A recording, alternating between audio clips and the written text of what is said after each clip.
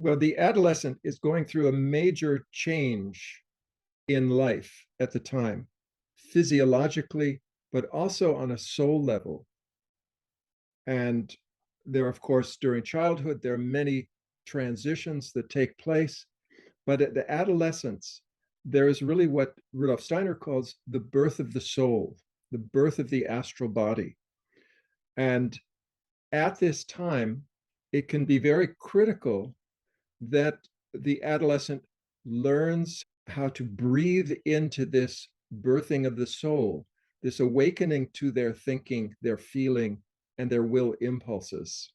And that the artistic element is something that brings about this smooth transition where there doesn't have to be an abrupt experiencing of polarities, of extremes, but can find a mediating possibility through the artistic work.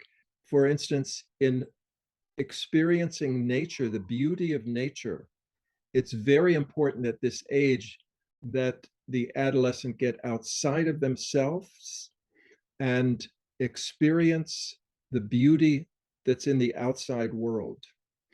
To do artistic work where you're maneuvering paints and pigments, using a brush, and painting a sunrise or a sunset is a breathing exercise. It's a kind of new yoga of light, as Rudolf Steiner describes it. All of our senses are a breathing apparatus, are a breathing possibility. In former times, yoga was emphasized often with the breath, but it also is something today that we do through our seeing, through our touching, through our smelling and tasting, and even through our thinking. There is this breathing process with the world that takes place. And artistic activity is particularly adapted to this yoga of light. And so doing painting exercises like sunrise and sunset, trees in sunny air, trees in storm, and then natural scenes like a tree, a sunny tree by a waterfall, or even a portrait of a human being. And then the relationship of two human beings, a mother and child.